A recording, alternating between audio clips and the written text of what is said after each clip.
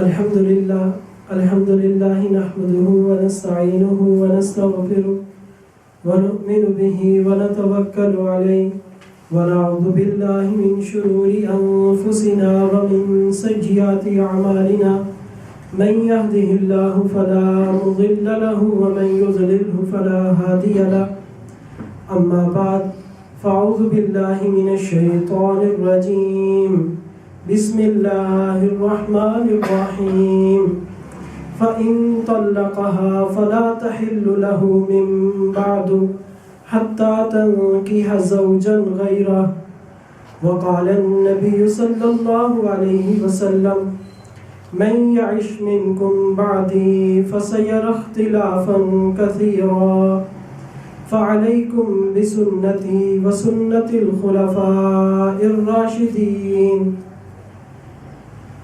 صدق الله العظيم وصدق رسوله النبي الكريم نحن على ذلك لمن الشاهدين والشاكرين والحمد لله رب العالمين رب اشرح لي صدري ويسر لي أمري واحلل عقدة من لساني يفقهوا قولي سبحانك لا علم لنا إلا ما علمتنا إنك أنت العليم الحكيم رب زدني علما وارزقني فهما اللهم صل على محمد وعلى آل محمد كما صليت على إبراهيم وعلى آل إبراهيم إنك حميد مجيد اللهم بارك على محمد وعلى آل محمد كما باركت على إبراهيم وعلى آل إبراهيم إنك حميد مجيد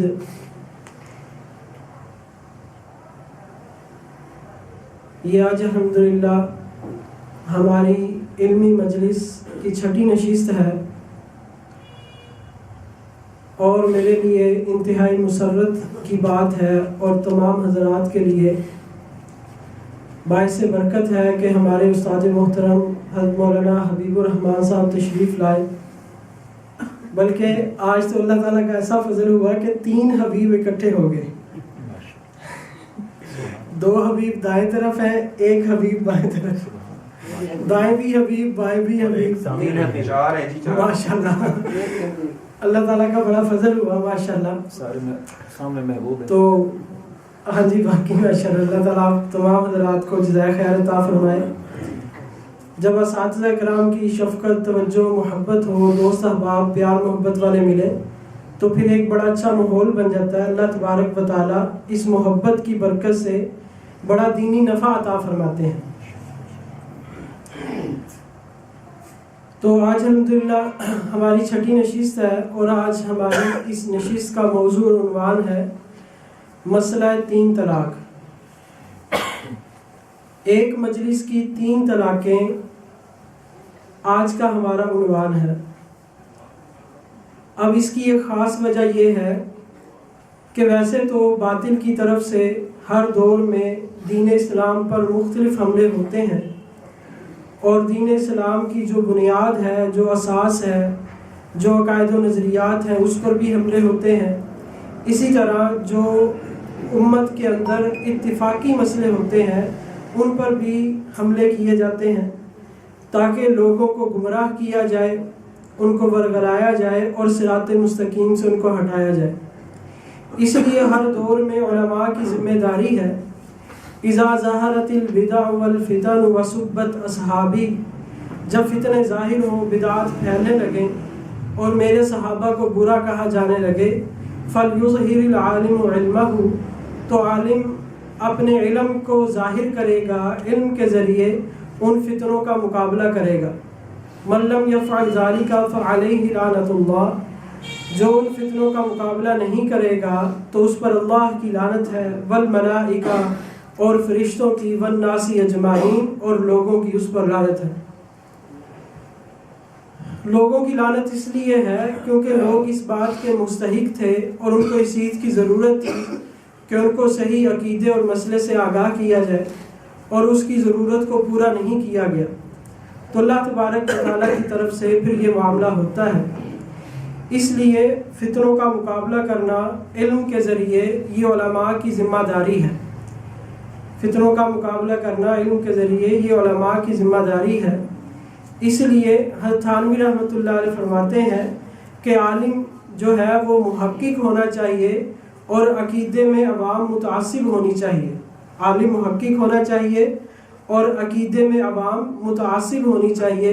یہ نہیں کہ کسی نے کہا کہ یوں نہیں ہے یوں ہے وہ ویسے ہی مان لے، بلکہ جو عقائد و نظریات ان پر عوام کو 100% یقین ہونا چاہیے کہ ہم جن اکابرین کے پیچھے چل رہے ہیں اہل سنت والجماعت کے، ان کے 100% عقائد و نظریات یہ کتاب و سنت کے موافق ہیں۔ اسی طرح ان کے جو مسائل ہیں وہ بھی کتاب و سنت سے ثابت ہے اور کتاب و سنت سے ہٹ کر کوئی مسئلہ ان کا نہیں ہے۔ تو اس لیے اگر عوام مطمئن رہے گی تو وہ گمراہ نہیں ہو سکتی، اور یہ اسی صورت میں ہے۔ اس کا ایک پہلو یہ ہے کہ جب عوام کے سامنے ہم ان مسائل کو اجاگر کریں، ان دلائل کو اجاگر کریں، وہ اس صورت میں ہے کہ جب عوام کے اندر اس چیز کی تشویش پھیلائی جائے، وگرنہ دلائل کو ذکر کرنے کی ضرورت نہیں ہے۔ عوام کے سامنے دلائل کو ذکر کرنے کی ضرورت نہیں ہے۔ ضرورت کب پڑتی ہے؟ جب عوام کے دلوں کے اندر کوئی شکوک اور شبہات پیدا ہو جائیں۔ اب کیونکہ شکوک اور شبہات کا زمانہ ہے، انٹرنیٹ کا دور ہے، میڈیا کا دور ہے، اور باطل کی محنت بھی اپنے عروج پر ہے، اور ہر کوئی یہ دعویٰ کر رہا ہے کل حزب بما لدیہم فرحین، کہ ہر یہ دعویٰ کر رہا ہے کہ جو ہمارے پاس ہے وہی صحیح ہے اور باقی سب باطل ہے۔ تو اس لیے اب ضروری بنتا ہے اہل حق کے لیے کہ وہ علم کے ذریعے ان فتنوں کا مقابلہ کریں۔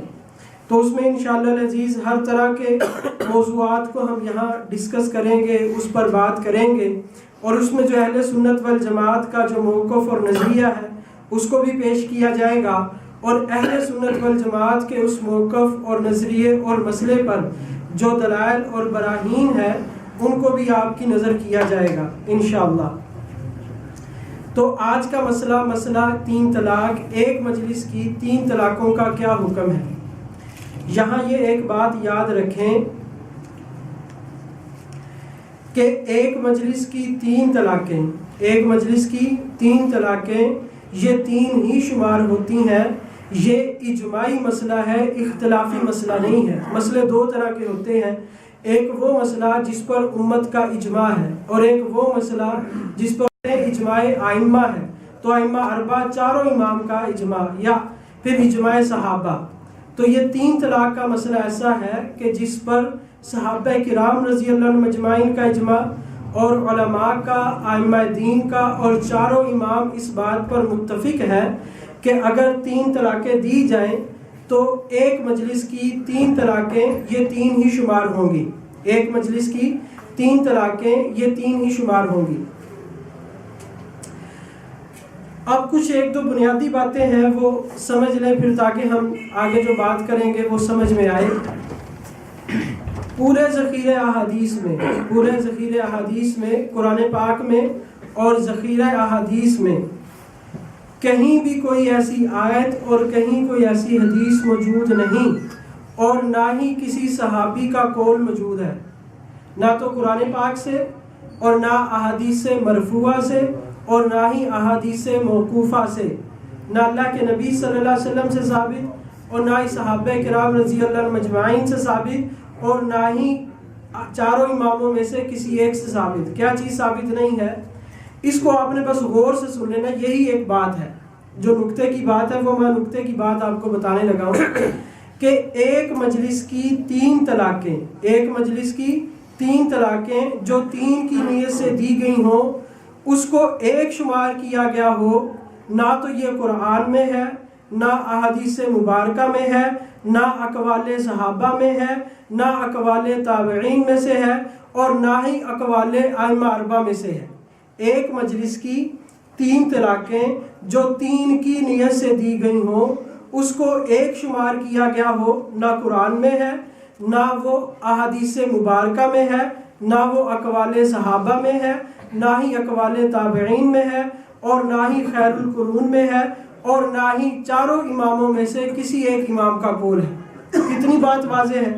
اب اس کے بعد اگر کوئی بندہ یہ مجھے دکھا دے کہ یہ دیکھیں مولانا صاحب یہ ایک حدیث ہے اور یہ حدیث بالکل صحیح ہے، اس حدیث میں لکھا ہوا ہے کہ اگر ایک مجلس میں 3 طلاقیں 3 کی نیت سے دی جائیں تو وہ 3 طلاقیں ایک شمار ہوگی، وہ 3 طلاقیں ایک شمار ہوں گی۔ اگر کوئی بندہ ایسی حدیث دکھا دے تو حدیث کے ہر حرف پر 1000 روپیہ انعام دوں گا، حدیث کے ہر حرف پر 1000 انعام دوں گا۔ مطلب یہ ہے کہ ایسی کوئی حدیث ذخیرہ احادیث میں موجود نہیں ہے، ایسی کوئی احادیث ذخیرہ احادیث میں موجود نہیں ہے۔ یہ بات آپ اطمینان رکھیں۔ اگر کوئی بندہ آپ کو حدیث دکھاتا ہے جی فلاں حدیث ہے دیکھیں، اب آپ نے یہ چیزیں یاد رکھ لینی ہے، ایک مجلس 3 طلاقیں 3 کی نیت سے اس کو ایک شمار کیا گیا، انہیں کہنا مجھے یہ الفاظ دکھا دے، عربی کے جن لفظوں کا ترجمہ یہ بنتا ہے مجھے وہ دکھا دے بس، ٹھیک ہے؟ اگر وہ دکھا دے تو ٹھیک ہے، اگر کوئی ادھر ادھر کی بات کرے پھر سمجھ لیں کہ اس حدیث میں وہ نہیں ہے جو یہ دکھانا چاہ رہا ہے، اس حدیث میں وہ نہیں ہے جو یہ دکھانا چاہ رہا ہے۔ اب اس حدیث میں ہے کیا وہ پھر ہم آپ کو بتا دیں گے کہ اس حدیث میں ہے کیا۔ عام طور پر یاد رکھیں جو باطل ہے ان کے پاس دلیل نہیں دھوکہ ہوتا ہے، دلیل نہیں دھوکہ ہوتا ہے۔ تو دھوکہ کیونکہ عام انسان کو دھوکہ لگ جاتا ہے، جو اس فن کا ماہر نہ ہو اس کو اس فن میں دھوکہ لگ جاتا ہے۔ ہم حکیم نہیں ہیں، اگر کوئی ہمیں حکمت کا غلط نسخہ دے تو ہم اس دھوکے میں آ جائیں گے، ٹھیک ہے نا؟ تو جب ہم کسی فن کے ماہر نہ ہو تو اس فن میں ہمیں دھوکہ لگ جاتا ہے اور عام لگتا رہتا ہے۔ ہم چاول لینے جائیں تو ہمارے ساتھ ہاتھ ہو جاتا ہے، مرچیں لینے جائیں ہمارے ساتھ ہاتھ ہو جاتا ہے، لیکن اگر کوئی چاولوں کا ماہر ہو تو اس کے ساتھ تو 2 نمبری نہیں کی جا سکتی۔ تو یہ بات آپ نے یاد رکھنی۔ اب ہم کہتے ہیں کہ ایک مجلس کی 3 طلاقیں جو 3 کی نیت سے دی جائیں وہ بھی 3 ہوں گی، جو 3 کی نیت سے دی جائیں وہ بھی 3 ہوں گی۔ اور اگر ایک مجلس کی 3 طلاقیں لفظ طلاق کے ساتھ، ایک مجلس کی 3 طلاقیں لفظ طلاق کے ساتھ بغیر 3 کی نیت سے دی جائیں، بغیر 3 کی نیت سے دی جائے بلکہ 1 طلاق کی نیت سے اگر کوئی بندہ کہے کہ تجھے طلاق ہے طلاق ہے طلاق ہے، تب بھی 3 طلاقیں ہی ہوں گی، تب بھی 3 ہی طلاقیں ہوں گی۔ یا اگر کوئی بندہ لفظ طلاق تو نہ بولے، لفظ طلاق تو نہ بولے، طلاق 2 طرح دی جاتی ہے، ایک یہ کہ لفظ طلاق سے طلاق دی جائے اور ایک یہ ہے کہ لفظ طلاق کا استعمال نہیں کیا لیکن ایسا لفظ استعمال کیا کہ جس کا معنی طلاق والا بھی بنتا تھا اور جس کا معنی دوسرا بھی بنتا تھا۔ اگر ایسا لفظ استعمال کیا جائے، اگر ایسا لفظ استعمال کیا جائے اور اس میں طلاق کی نیت نہ ہو تو پھر طلاق نہیں ہوگی، کیونکہ لفظ طلاق نہیں ہے اور لفظ ایسا ہے کہ طلاق کا بھی معنی لیا جا سکتا ہے اور غیر طلاق کا معنی بھی لیا جا سکتا ہے۔ تو اگر طلاق کی نیت نہ ہو تو پھر اس صورت میں طلاق نہیں ہوگی۔ ہاں اگر کوئی طلاق کی بات چل رہی تھی اور مذاکرہ طلاق تھا اور غصے میں تھے اور طلاق کی کیفیت تھی پھر اس میں یہ لفظ بولا تو پھر اس صورت میں طلاق ہوگی۔ باقی بہرحال اگر اس طرح کا کوئی سچویشن مسئلہ ہو تو وہ پھر لکھ کر وہ ایک مسئلہ دارالفتاء سے پوچھ لیا جائے، وہ میرا موضوع نہیں۔ لیکن اگر کوئی بندہ لفظ طلاق نہ بولے، ایسا لفظ بولے کہ جس کا معنی طلاق والا ہو سکتا ہے، اس میں اگر وہ طلاق کی نیت کرے گا، 1 طلاق کی نیت کرے گا تو 1 طلاق ہوگی، 1 طلاق کی نیت کرے گا تو 1 طلاق ہوگی، اور اگر 3 طلاقوں کی نیت کرے گا تو 3 طلاقیں واقع ہو جائیں گی، 3 طلاقیں واقع ہو جائیں گی۔ یہ میں پہلے آپ کو صرف مسئلہ سمجھا رہا ہوں تاکہ آگے جو میں نے دلائل دینے وہ آپ کے ذہن میں آ جائیں۔ تو اس سے اتنی بات معلوم ہوگی کہ 3 طلاقیں اگر بندے نے دی ہیں تو وہ 3 ہی ہونی ہیں، وہ 3 ہی ہونی ہے، چاہے لفظ طلاق بولے چاہے لفظ طلاق نہ بولے، وہ کتنی طلاقیں ہوں گی؟ 3 ہی ہوں گی۔ اب دیکھیں 3 طلاقیں ہوں گی۔ پہلی بات تو یہ ہے کہ میں ترغیب نہیں دے رہا کبھی 3 طلاق دینی چاہیے، کیونکہ بعض اس کو بھی غلط رنگ میں دیتے ہیں، دیکھیں جی مول صاحب 3 طلاق کا مسئلہ بیان کر رہے ہیں۔ تو بھائی اصل پہلی بات تو یہ ہے کہ حلال کاموں میں اللہ تبارک و تعالیٰ کو سب سے جو ناپسندیدہ کام ہے وہ طلاق کا لگتا ہے. ابغض الحلال عند اللہ الطلاق، سب سے زیادہ برا کام اللہ تبارک و تعالیٰ کو طلاق کا لگتا ہے، اور سب سے زیادہ اچھا کام شیطان کو طلاق کا لگتا ہے. یہ بھی حدیث سے ثابت ہے، دونوں اس کے پہلو حدیث سے ثابت ہے. میاں بیوی میں جھگڑا ہو جائے تو بیوی بات نہ مانے تو اس کو سمجھانے کا طریقہ ہے، پہلے سمجھایا جائے، اس کو نصیحت کی جائے، اگر نہیں مانتی اس کا بستر الگ کیا جائے، پھر نہیں مانتی اس کو تھوڑا سا مارنے کی گنجائش ہے، پھر بھی نہیں مانتی اور کوئی صورت نہیں نکل رہی تو مرد کی گھر والوں کی طرف سے، عورت کے خاندان والوں کی طرف سے کوئی سمجھدار آدمی ہو جو ان دونوں کی صلح کروا دے. اگر وہ صورت بھی نہیں بن رہی اور اللہ تعالیٰ فرما رہے ہیں کہ اگر ان کو اس بات کا ڈر ہے کہ اب حدود اللہ کو یہ قائم نہیں رکھ سکتے، میاں بیوی رہ کر یہ اللہ تعالیٰ کے حدود کو، اللہ تعالیٰ کے احکامات کو پورا نہیں کر سکتے، تو پھر جدائی اختیار کر لے. پھر کیا کرے؟ جدائی اختیار کر لے.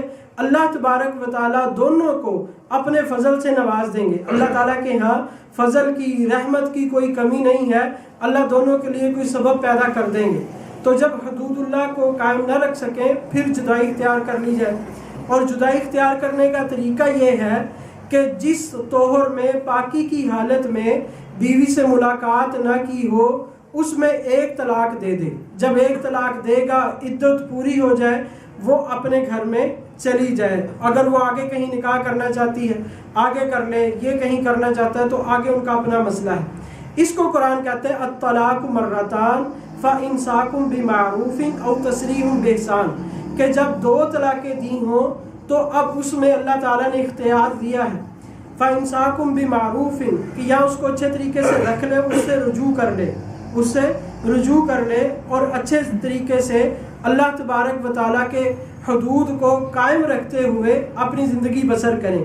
او تسریح بإحسان، یا وہ اس طرح نہیں کر سکتا تو پھر اس کو چھوڑ دے، اس کو لٹکائے نہ رکھے کہ جب عدت پوری ہونے لگے پھر اس سے رجوع کر لے، پھر اس کو طلاق دے دے، پھر وہ 3 ماہ تک، 3 حیض تک جو ہے وہ عدت اپنی گزارے، اور پھر جب عدت پوری ہونے لگے پھر اس کو طلاق دے دے.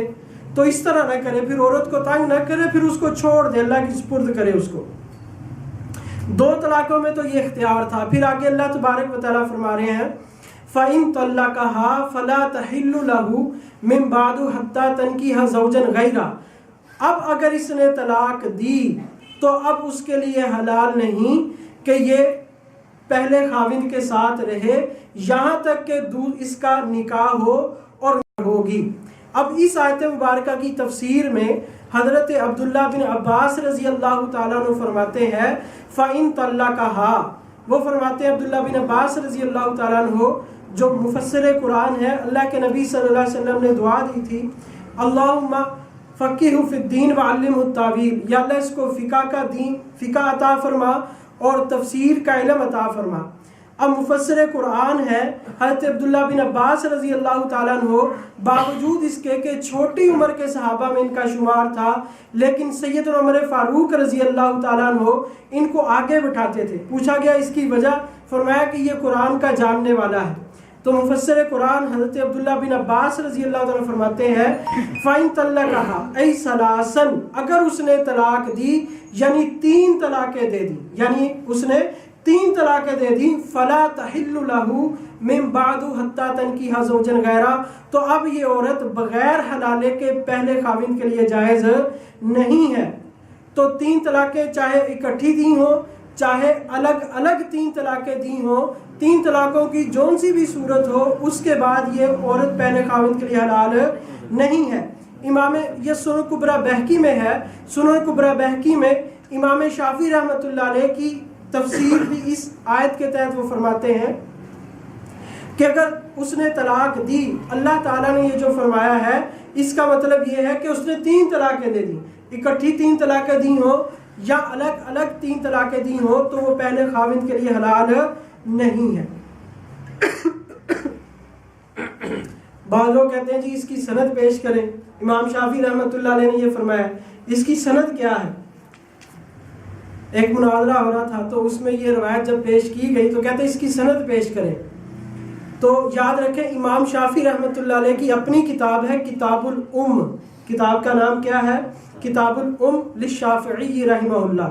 تو امام شافعی رحمۃ اللہ علیہ کا یہ قول ان کی اپنی کتاب میں موجود ہے، اس میں تو سند کی ضرورت ہی نہیں ہے، اس میں تو سند کی ضرورت ہی نہیں ہے۔ بہرحال مفسرین نے اس آیت کے تحت یہی مسئلہ نکالا ہے کہ اگر 3 طلاقیں دے دی جائے مجتمعاً او متفرقاً، اکٹھی 3 طلاقیں دی جائیں یا الگ الگ 3 طلاقیں دی جائیں، تو قرآن اس کے لیے کوئی گنجائش نہیں نکالتا کہ وہ پہلے خاوند کے ساتھ اسی طرح ہی رہتی رہے۔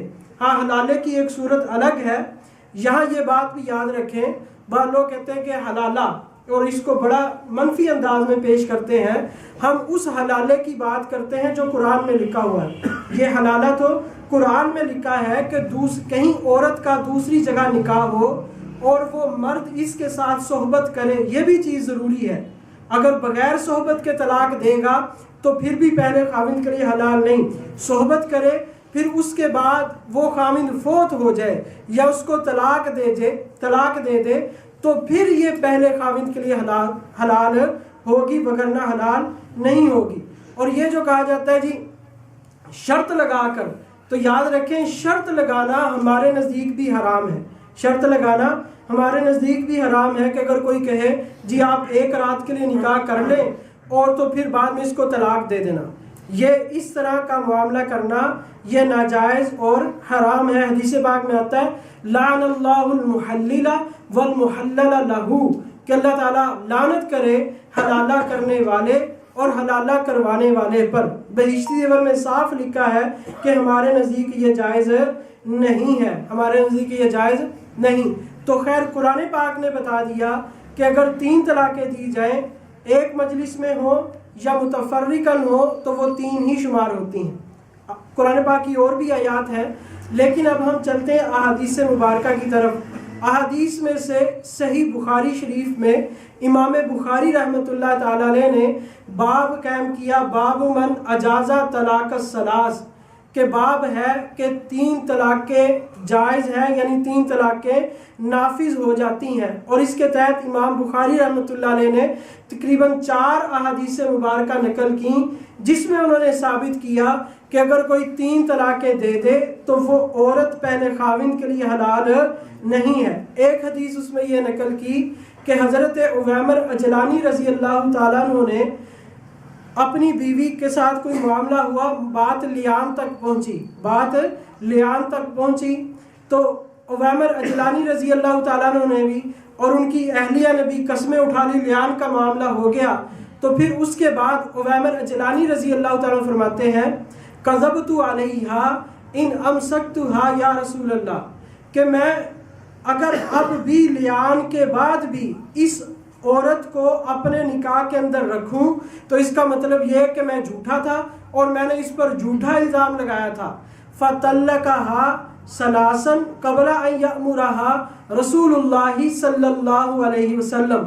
عویمر اجلانی رضی اللہ تعالیٰ عنہ نے اسی وقت، جسے کہتے ہیں کھڑے پاؤں، عویمر اجلانی رضی اللہ تعالیٰ عنہ نے کھڑے پاؤں رسول پاک صلی اللہ علیہ وسلم کی موجودگی میں 3 طلاقیں اس کو دے دیں، 3 طلاقیں اس کو دے دیں، قبل اس کے کہ آپ صلی اللہ علیہ وسلم ان کو کوئی بات فرماتے۔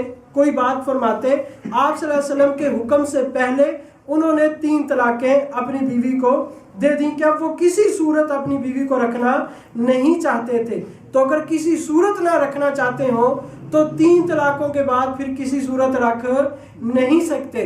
فَأَنْفَذَهُ رسول اللہ صلی اللہ علیہ وسلم۔ ابو داؤد میں آتا ہے کہ جب عویمر اجلانی رضی اللہ تعالیٰ عنہ نے 3 طلاقیں اپنی بیوی کو دیں اسی مجلس میں، تو رسول پاک صلی اللہ تعالیٰ علیہ وسلم نے ان کو نافذ فرما دیا، یعنی ان کے درمیان جدائی ڈالوا دی، ان کے درمیان جدائی کروا دی کہ اب ان کے ساتھ رہنے کی کوئی گنجائش باقی نہیں رہتی۔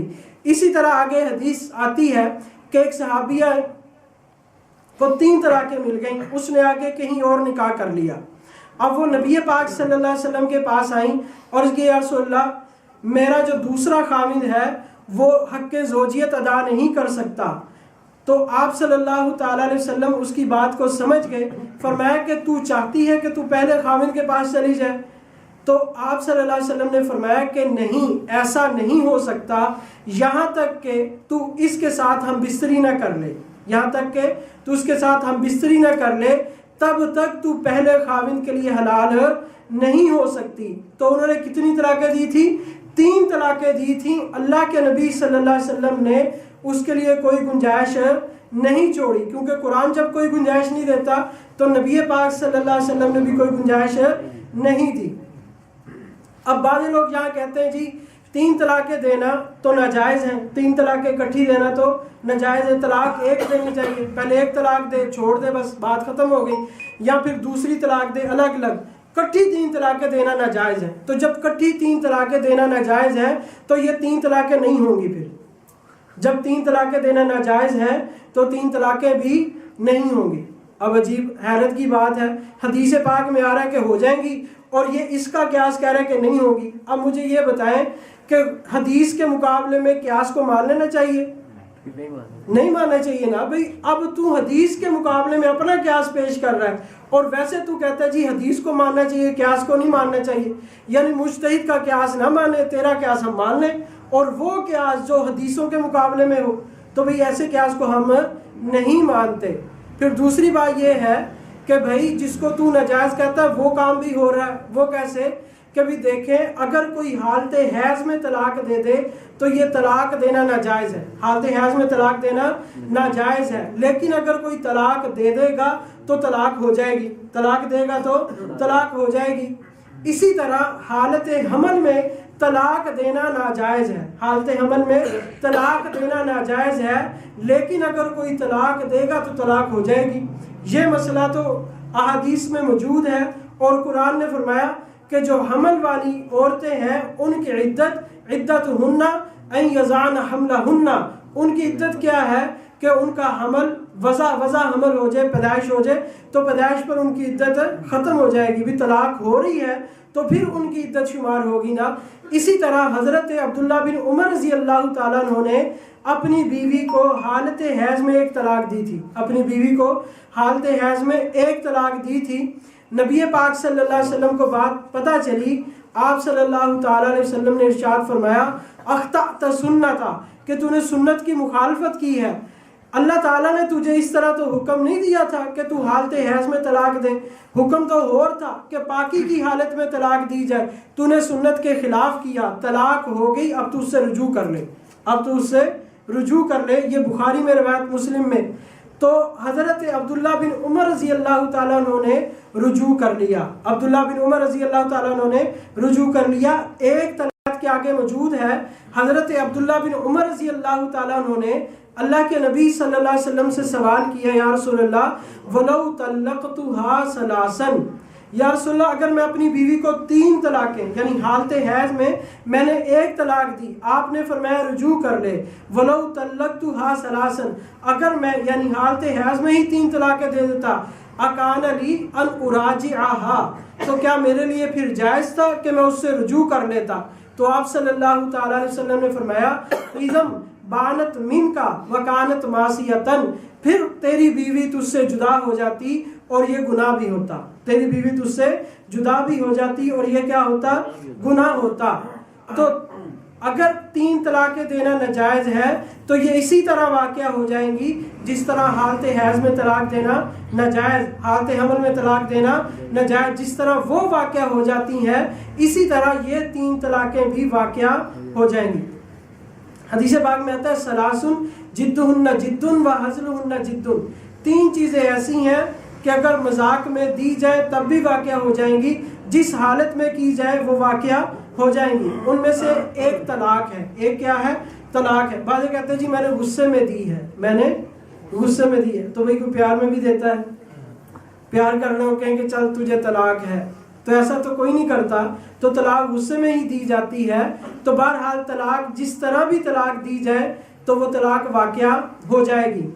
اب یہی بات اب یاد رکھیں، علامہ ابن منذر نیشا پوری رحمۃ اللہ علیہ، یہ 2ری صدی کے ہیں، انہوں نے اس وقت ایک کتاب لکھی کتاب الاجماع، کتاب الاجماع، اور اس وقت کے جو اجماعی مسئلے تھے جس پر امت متفق تھی وہ مسئلے لکھے۔ اس میں وہ فرماتے ہیں کہ یہ مسئلہ اجماعی ہے کہ اگر کوئی بندہ اپنی بیوی کو 3 طلاقیں اکٹھی دے دے اور یہ کہے کہ تجھے 3 طلاق ہے، انتی طالق ثلاثا الا ثلاثا، کہ تجھے 3 طلاق ہے مگر 3، تو فرماتے ہیں کہ یہ 3 طلاقیں واقع ہو جائیں گی، وہ اس سے جدا ہو جائے گی۔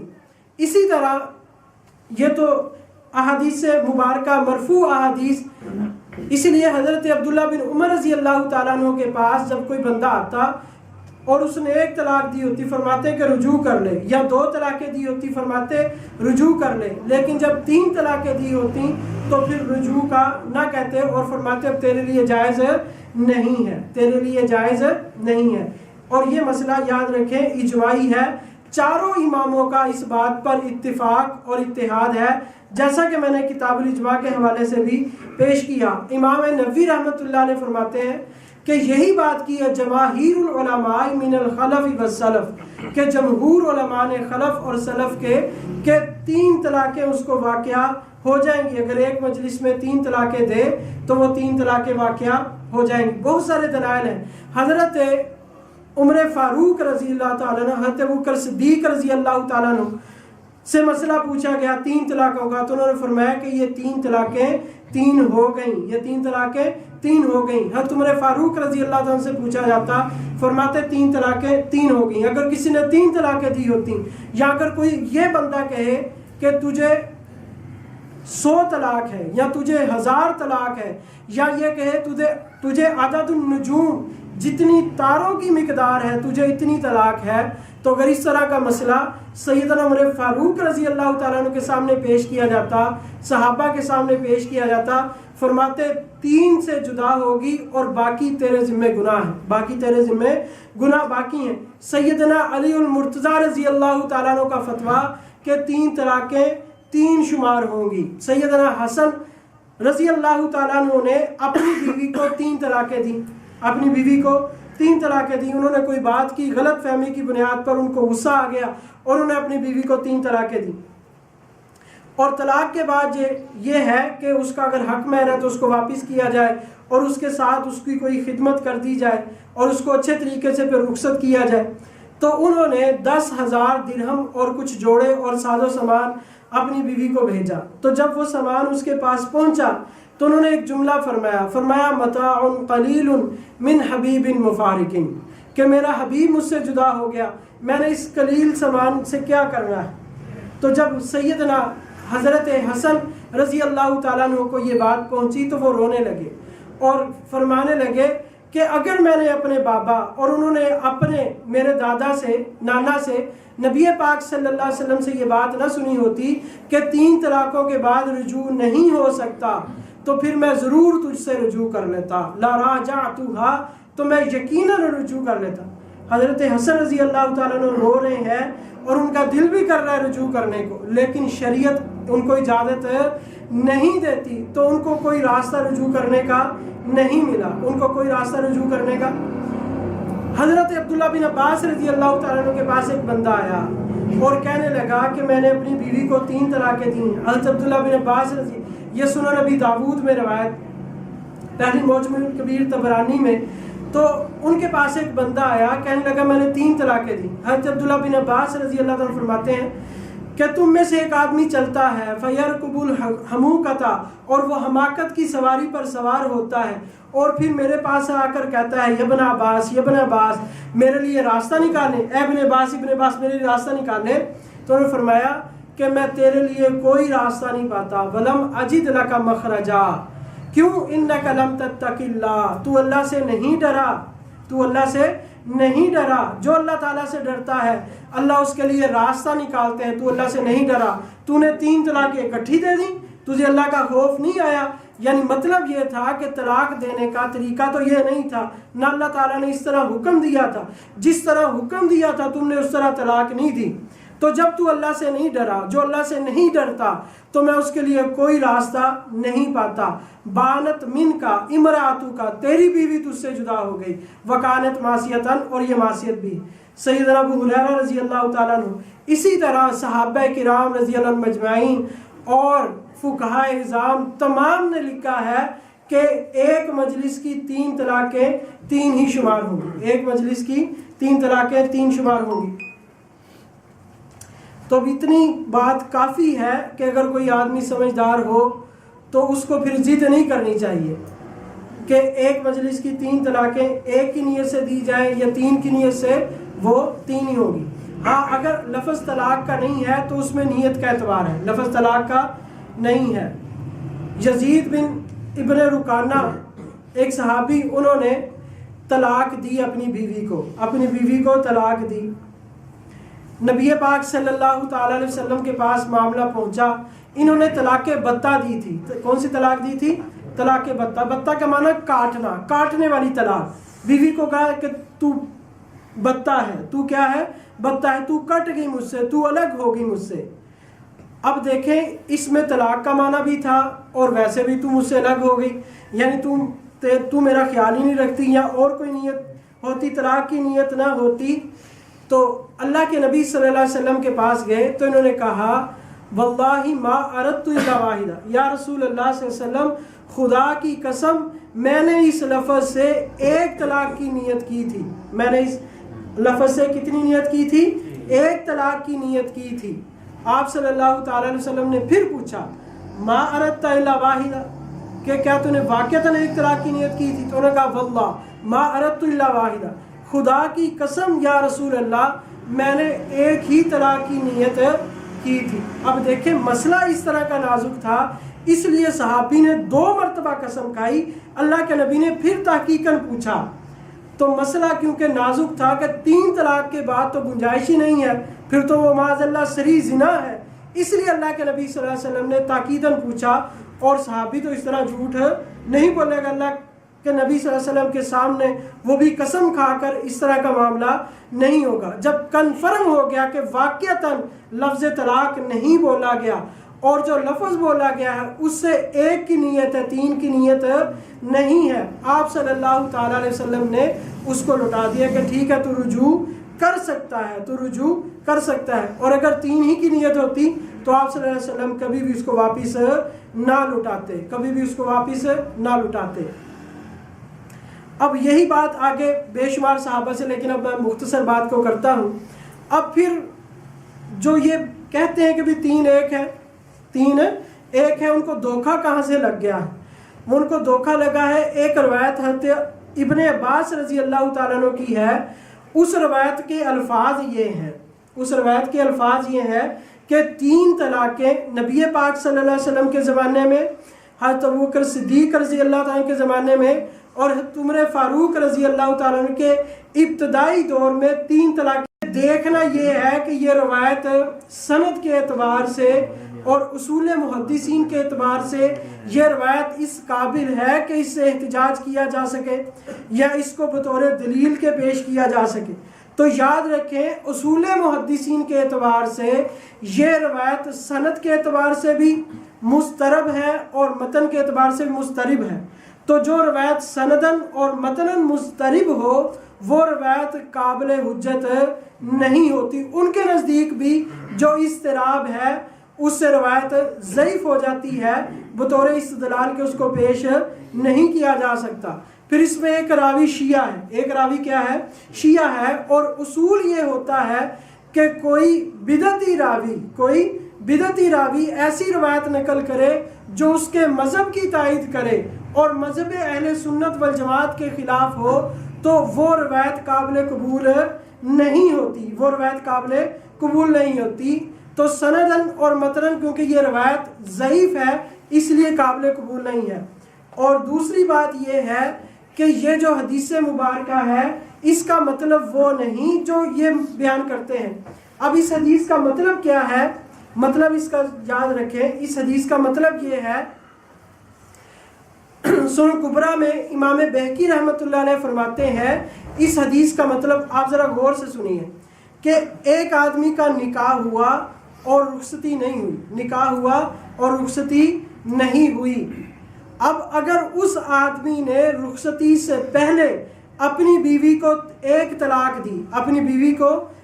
طلاق دی، کہا کہ تجھے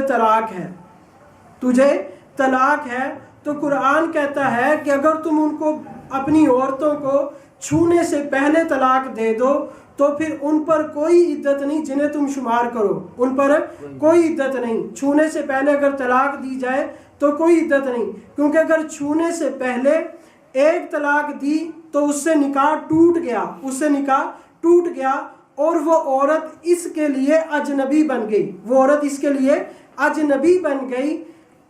تو جس طرح کوئی آدمی اجنبی عورت کو طلاق دے، کوئی عورت جا رہی ہو، اس کو کوئی بندہ کہے کہ تجھے طلاق ہے، تو اس کو طلاق ہو جائے گی؟ اس کو تو طلاق نہیں ہوگی، وہ تو اجنبی ہے. طلاق تو اپنی بیوی کو ہوتی ہے نا، کہ جو نکاح میں ہو اس کو طلاق ہوتی ہے، جو نکاح میں ہو اس کو طلاق ہوتی ہے. تو جب اس عورت کو جو اس کے نکاح میں ہے اس کو لاکھ طلاقیں دیتا رہے تو اس سے طلاق نہیں ہوگی.